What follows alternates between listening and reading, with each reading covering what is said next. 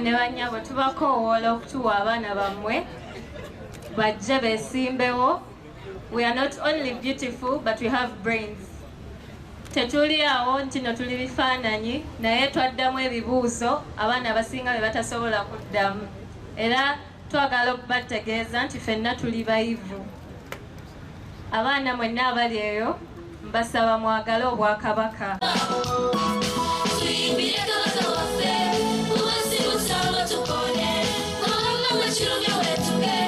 Obwakabaka bwa Buganda butongoza obwa Nnalulungi bw'obulambuzi mu Buganda obw'omwaka guno 2024 ne buteekawo n'emmotoka kapyata egenda okuweebwa omuwanguzi. Nga Buganda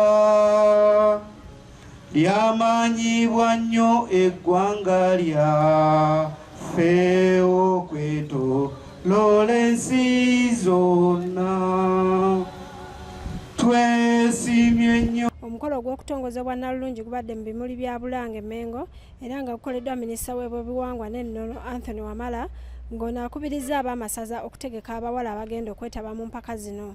Abazadde abali wano n'abatulaba oba abanaatulaba bandyagadde bamanye kiki ekyetaagisa omwana we okwetaba mu nteekateeka zino. Nze nakwatiddwa dde ekinyegenyege kubanga abawala abalungi mbalina bendowooza nti basobola okukola ki okwetaba mu nteekateeka zino. Tetwagala bwagazi baana beetabemu naye tukimanyi nti mulimu emiganyulo mingi nga abogezi abasoose bwe boogedde. Obwa Nnalulungi buno bwe tuba tubuvuganyaako tetutunuulira feesi yokka, ebintu bingi ebitunuulirwa ebizimba omwana, ebijjayo obulungi engeri omwana oyo gyateekeddwa. Njagala n'okukubiriza abaana nabo bennyini bafune obuvumu obujja okwetabamu. Abaana abalungi bangi bali eyo nga n'amagezi bagalina naye nga tebekkiririzaamu kimala okulowooza nti basobola okujja ne bavuganya mu nteekateeka nga zino. So nga bwe mbategeezezza nti ku mulundi guno anaawangula empaka agenda ne kapyata w'emmotoka kwevuga. Omukolo guno gwetabiddwako bannalulungi b'omwaka oguwedde, abavujjirizi b'empaka zino n'abakungu abalala.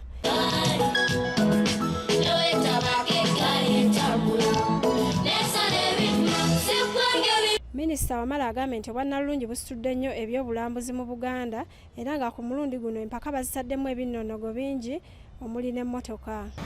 Uganda mu mwaka 2022 ebitundu 3 n'obutundu 64 eby'ebyenfuna yaffe byali biva mu bulambuzi. Olaba nti mu Uganda obulambuzi bukyali wansi nnyo, naye wadde nga bitundu 3 byokka tuli mu Uganda, mwena Uganda mugimanyi, era ebibalo biraga nti abantu akakadde kamu mu 60,000 bakola mu bintu ebyekuusa ku bulambuzi. Akakadde kamu 60,000 emirimu gyabwe giri mu bintu ebyekuusa ku bulambuzi. Ebyo njogera ku bibalo bya mwaka 2022. Naye ekisinga okuwa essuubi nti ku bantu abo akakadde akamu mu 60,000 abantu akakadde kamu mu 88,000 abakola mu by'obulambuzi bakyala. Ebitundu 68 ku 100 eyabakola mu by'obulambuzi abo bakyala. N'olwekyo tulowooza nti nga tuyita mu nteekateeka eno ey'aba Nnalulungi b'ebyobulambuzi tusobola okusitula embeera y'ebyobulambuzi ne tuva ne ku butundu 3 bwe njogeddeko obutundu 3 bwokka ku 100. So senga olowooza senga ne bwe tukubisaamu bukubisa emirundi 2 kitegeeza tusobola okutonda emirimu obukadde 3 mu 20,000. Njogera ku Uganda yonna. N'olwekyo basebo ne bannyabo Obwakabaka buteekateeka empaka z'Abannalulungi buli mwaka ng'erimu ku makubo mwe tujja okuyita okutumbula eby'obulambuzi. Omu ku batesitesi Albert Kasozi owa Buganda Heritage and Tourism Board agambye nti omulamwa gw'omwaka guno gwesigamiziddwa kuleeta mirembe mu bantu. Era nga zino empaka zeesigamizibwa ku mitendera gino wammanga ze tuyise objectives.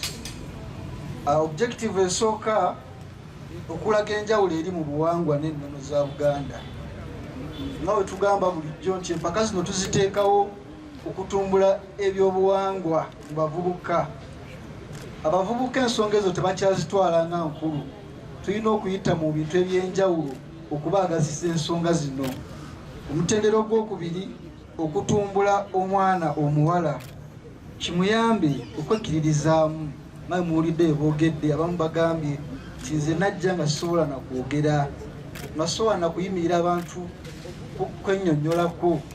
Naye bajja mu mpaka zino tubatendese akyasobola okwogera na addressing a delegation. Gye gimu ku miramwa lwaki empaka zino ziteekebwawo. Ensonga endala twagala okwempawaringa, twagala okuwa abaana abavubuka amaanyi agasobola okubaako kye bakolera Obwakabaka. Obwakabaka twagala okubuzzaayo mu bavubuka era nga tuyita mu bintu nga bino. Era ow'ekitiibwa nga tuyise mu nteekateeka eno tulabye nga abavubuka bangi bettanira ebintu by'Obwakabaka n'emikolo gy'Obwakabaka. Abavujjiriza okuva mu bitongole ebyenjawulo bataddemu ssente okuli ne kampuni esogola omubisi eya Keinera bawaddeyo cheeki ya bukadde 63 okutegeka empaka zino nga bagikwasizza minisita. Thank you so much Keinera Farms. Kyekirawo kye bawadde Miss Tourism Buganda Kingdom mwaka 2024. Era tuweereddwa nnyo omukisa okusuza Abannalulungi baffe okumala wiiki nnamba. Omwo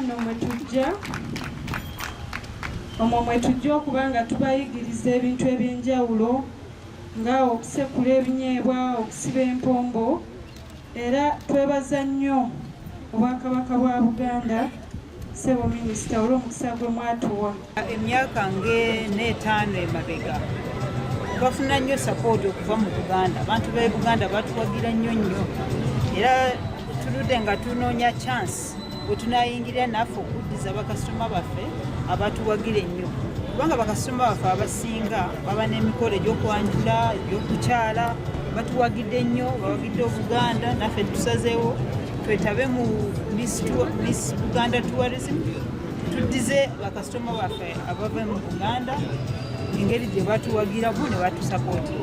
Okulaba nga ebyokwesimbawo kuno tebaviiramu awo ne babeera nga tebalina ate kyebafinyira. So tugenda gezaako okulaba nga tubatraininga, tubateeka ku level gye bateekeddwa okubeerako, okumakinga sure nti Buganda edda ku ntikko ate n'ebiruubirirwa bya Buganda naddala mu sekita eno ey'ebyobulambuzi esoose otowazibwa nnyo. Bannalulungi abakyakutte ebbendera basiimye Buganda okubawa omukisa guno ne bategeeza nti bayize bingi naddala ebikwata ku nnono yaabwe. Engeri y'okwambala ng'omukyalo Omuganda n'onyuma n'oggumira nayiga okulanya. Neyanziza twayiga ebintu bingi, engeri ng'emmere gye bagisibamu, kubanga twali tumanye emmere bagisibayo bati naye nga tomanye endagala zennyini zitunulawa. Bintu bingi tuyiga mu bootcamp ya Buganda kuba omuntu yennyini okugenda mu bantu n'akuba tuyiga olulimi olw'enjawulo nga tosobola kwennyonnyolako gy'osibuka nakyo kibi. Twayiga okuyimirira mu bantu abangi. Bassebo ne bannyabo tubakoowoola okutuwa abaana bammwe bajje beesimbewo. We are not only beautiful but we have brains. Tetuli awo nti no tuli bifaananyi naye twaddamu ebibuuzo abaana abasinga be batasobola kuddamu. Era twagala okubategeeza nti ffenna tuli bayivu. Abaana mwenna abali eyo mbasaba mwagale Obwakabaka. Ye omukungu Patrick Sekabembe ngono yakulira ekitongole ekyobulambuzi mu ssaza Kyaggwe ategeezezza nti nga Kyaggwe basimbudde era nga bagenda kutongoza empaka zino ku Lwokusatu lwa wiiki eno okulaba nti bafuna Nnalulungi w'essaza Kyaggwe. Kyaggwe tulina omukisa nti mu byonna enteekateeka zino bwe zituuka bwe ziti tubeerayo n'olukiiko oluteesiteesi era mukama wange asiimye ajja kulangirira olukiiko olunaateekateeka Nnalulungi w'eby'obulambuzi 2024 era nga 13 mu mwezi guno gwennyini gwe tulimu tugenda kutongoza enteekateeka za Nnalulungi era Ssekiboobo aziggulewo butereevu. Ssekabembe agambye nti ku lunaku luno bagenda kutongoza n'ekkaddiyizo lya Kyaggwe. Abaagala okwewandiisa mu gwa Nnalulungi bwa 2024 emmotoka yateekeddwawo e Mengo. Era tukyakuba entotto nti Kyaggwe omuwanguzi wa Kyaggwe tunaamuwaaki nga ye omuwanguzi. Ayogedde ku nteekateeka zonna nga bwe zigenda okubeera era n'asaba abantu ab'enjawulo omuli abavujjirizi abazadde okubawagira okusobola okufuna ebikozesebwa okusobola okutegeka obulungi empaka za Nnalulungi wa Kyaggwe. Buli awulira nga yali agadde okutwegattako ajje mu nteekateeka eno tulabike nga tutambuza omulamwa guno tugenda ku traininga ne ba tour guide tusobole okwalibadde okubanga omuntu asobola okunnyonnyola ebyobulambuzi mu Kyaggwe kati bw'omanyi njogeddeyo ebitonotono nti seziba ne mubeeya migga mirongo naye tebamanyi migga gino gye giri emigga gino giriko ebiyiriro giriko ebifo ebirungi by'otuukamu mukama ensi eno obulungi bwayo n'obulaba Katonda bwe yatukola ki bwe yatuwa. Do you have a business trip, a study tour, a vacation, or intentions of enjoying the unique tourism sites? We introduce to you Buvuma Palm Resort in Buvuma Islands, a unique place to be for all your accommodation needs with spacious cottages, well suited in a good environment, overlooking a serene ecosystem with a rare view of Lake Victoria right from your bedroom. While at Buvuma Palm Resort, you will be treated to free sights and sounds from different bird species, monkeys, and a magnificent view of attractive rocks, palm oil plantations, boat cruises, forest walk, bicycle riding, among others. Buvuma Palm Resort has first-class conference facilities with a unique taste of foods prepared by experienced chefs. It is located in Buvuma district on the main island near the district headquarters. It also boasts of a helicopter landing pad and a playground. On your way to Buvuma Palm Resort, it's just 88 kilometers from Kampala city center to Guyindidde landing site, and it's 30 minutes travel in a boat to Buvuma. You are welcome as you take the best experience of traveling on the waters of Lake Victoria with the available sailing means with either passenger boats or the magnificent modern ferry, the MV Palm. Buvuma Palm Resort has so far been a dear destination for dignitaries, including prime ministers, ministers, parliamentary committees, but above all, the Katikiro of Buganda, Charles Peter Mayiga. Abantu ba Buganda na ba Uganda bajjeko Buvuma bawummuleko. Waliyo hoteri ng'eno Palm Resort. Bintu bya mulembe.